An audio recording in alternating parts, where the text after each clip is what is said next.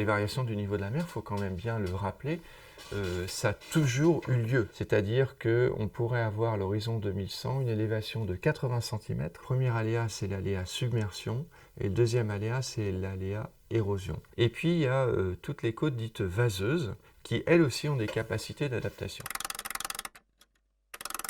Et ce sont ces côtes vaseuses qui sont très intéressantes. Pourquoi? Parce qu'aujourd'hui, elles sont très vulnérables. Leur altitude est très faible. Et comme leur altitude est faible, on se dit, catastrophe, si la mer monte, elles vont être inondées. Oui, mais elles ont une capacité d'adaptation en ce sens que souvent ces côtes sont des côtes où la sédimentation est importante.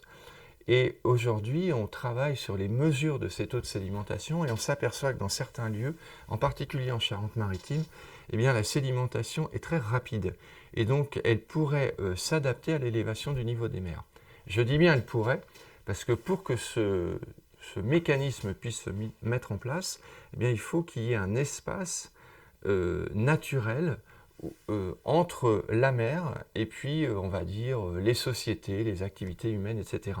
Alors nous, dans notre département, on a assez de sédiments, mais il y a des régions où l'homme a des conséquences néfastes sur les sédiments, je pense principalement aux barrages. En fait, c'est un problème en environnement, je dirais, transversal, c'est-à-dire que quand la nature doit faire face à un problème induit par l'homme, c'est déjà pas très simple. Mais si en plus d'autres problèmes viennent s'accumuler, et en l'occurrence le manque de sédiments, bah, ça peut devenir effectivement catastrophique.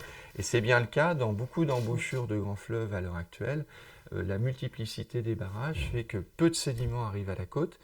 Et donc ces sédiments qui auraient pu permettre une adaptation à l'élévation du niveau de la mer ne sont pas disponibles en quantité et donc l'adaptation ne peut pas se faire. Si l'homme s'adapte correctement, est-ce que les sédiments peuvent être la solution pour le futur?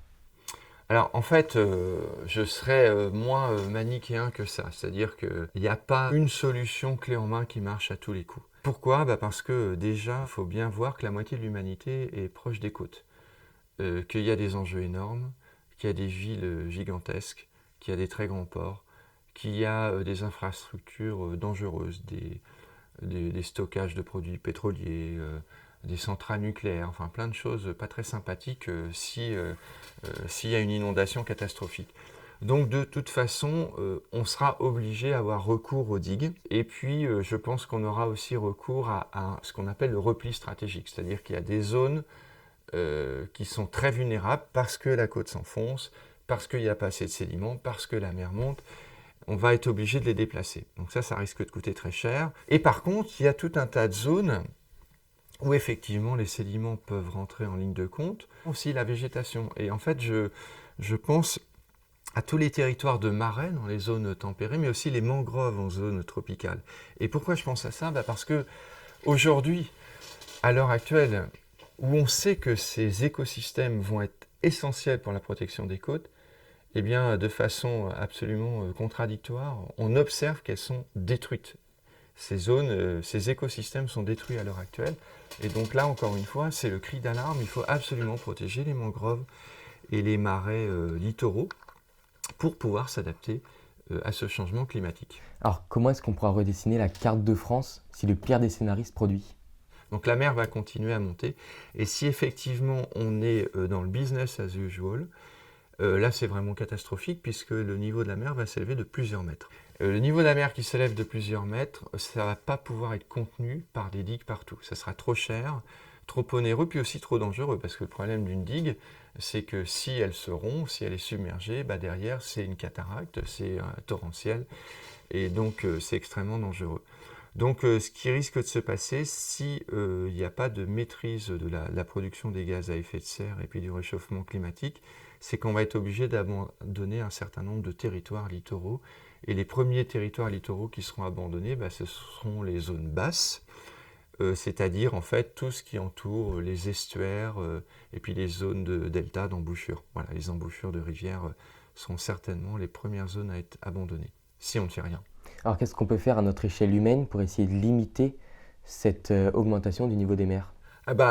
Limiter l'augmentation du niveau des mers, ça passe par lutter contre le réchauffement climatique. Et lutter contre le réchauffement climatique, c'est effectivement d'abord des politiques énergétiques. Alors après, bon, il y a les actions militantes, parce que si le vote ne suffit pas, effectivement, les ONG ou les actions militantes permettent de rappeler à l'ordre politique en lui disant attention, t'avais dit que tu ferais, tu n'as pas fait, nous, en militant, on va te rappeler qu'il faut le faire. Et puis après, il y a l'action individuelle, c'est-à-dire là, c'est plus du tout le vote, c'est simplement dans sa vie de tous les jours, qu'est-ce qu'on peut faire nous? Une action assez facile à faire et très très efficace, c'est l'alimentation. Alors je dis pas qu'il faut plus s'alimenter, non, on va garder un régime alimentaire tout à fait correct. Manger moins de viande, ça veut dire moins de terres agricoles qui impactent les écosystèmes. Et ça veut dire aussi moins de production de CO2. Si les milliards de personnes que nous sommes aujourd'hui se mettent à manger moins de viande, ça sera déterminant sur la trajectoire dioxyde de carbone, gaz à effet de serre et aussi disparition des écosystèmes.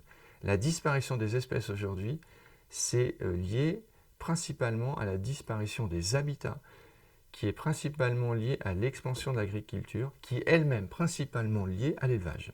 Donc voilà, c'est vraiment une solution extrêmement efficace. Et puis après, c'est aussi limiter sa consommation sur des choses qui sont complètement futiles.